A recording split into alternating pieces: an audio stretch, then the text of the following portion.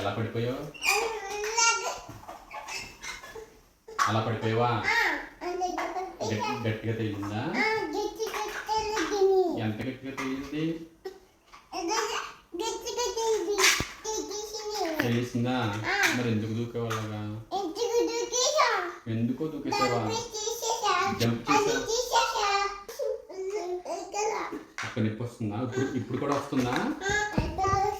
Injection చేయించుకుందామా? వద్దా? తగ్గిపోతుందా?